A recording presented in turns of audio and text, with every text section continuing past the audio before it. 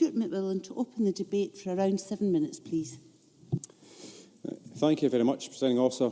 First of all, I'd like to thank all the members for signing the motion and for those who will be speaking this afternoon. As all colleagues will know, road safety measures are a mix of both reserved and also devolved matters. The reserved being training and licensing of drivers, the licensing of public service vehicles and goods and vehicle operators, the construction and use of vehicles, road traffic offences and also vehicle licensing and taxation. And those that are devolved are the setting of national speed limits, road signs, the use of seat belts on school transport vehicles and also the promotion of road safety. The Scottish Government also have the responsibility of the operational responsibility for the trunk roads, and I'm going to come back to that point in a few moments. I'd like to commend Brake for establishing this campaign in 1997 and also for making it the annual event that it's become. Road safety is everyone's business. Every MSP will sadly be aware of incidents that have happened in our constituencies and also our regions where someone's life has been changed forever or even worse, lost. Both will be devastating for both the families and also friends alike.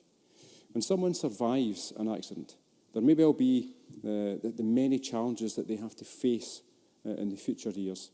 In this regard, I pay tribute to every campaigner for road safety and also for road safety measures. Whether it's campaigns about speed restrictions or road safety measures, any new policy implementation must be both fully considered but also crucially workable.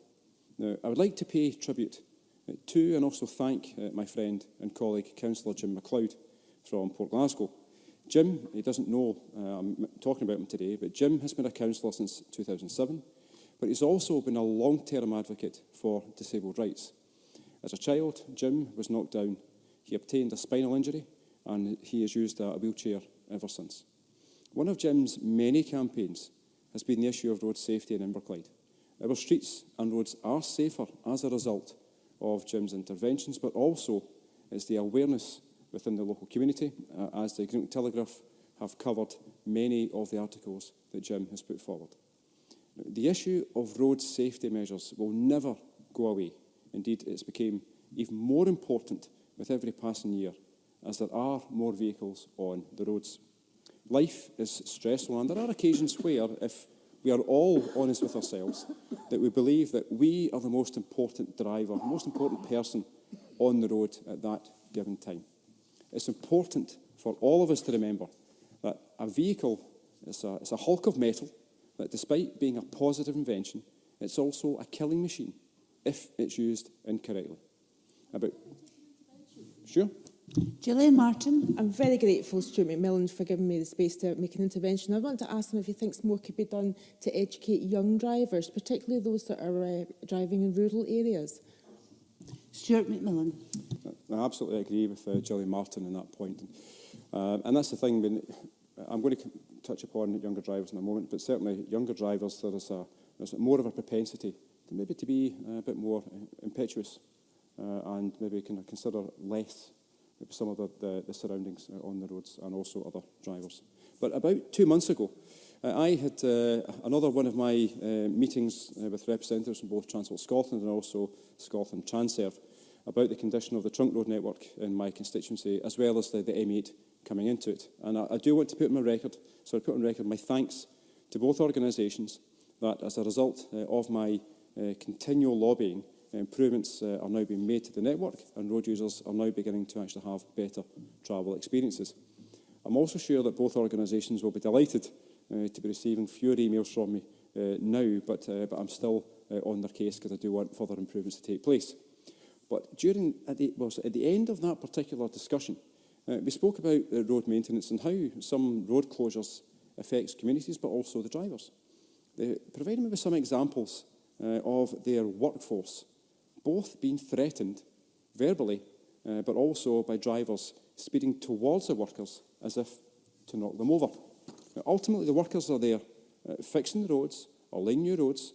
They're actually there to help us and help every single person who actually uses the road network. They do not deserve any physical or verbal abuse from inconsiderate motorists. To think that some idiots think it's acceptable to actually drive their car at a person is just ridiculous. This week, And Brake published research about road safety, and it's clear that the issue of road safety is not going to go away. It's something we have to continually talk about. The research revealed that out of the 2,000 people who took part, nearly 1/3 had either a collision or a near miss in the last 12 months. This proportion rises to more than half when just young adults, that's 18 to 34-year-olds, are concerned. Once again, strengthens that point that Gillian Martin put forward. Sure. David Stuart. I'm grateful for the member giving way. And like Gillian Martin's point, would the member support the graduated driving licence scheme, which has been launched in America, New Zealand and Australia, which is designed towards young drivers to try and cut the accident rates for new and experienced drivers? Stuart McMillan. I certainly wouldn't be against anything like that, but I'll go back to one of my earlier comments. I think any measure that happens, it has to be workable. So as long as it's fully thought through and fully managed, then I think it certainly would be a useful addition to young drivers. The figures I just mentioned are very much startling and also justifies the Brake campaign of the Step Up for Safe Streets. Now, my motion talks about the issue of schools and organisations and communities that are involved in the campaign every year. And this year I'm pleased that so many organisations are involved in the various activities to improve the education about road safety and also the solutions which can eliminate road deaths and also serious injury. Now, one of the ways that we can all step up to help is, when possible, leave the car at home, helping improve safety and also air quality, and the pledge to be a safe driver and always keeping within the speed limits and never drinking or taking drugs and driving.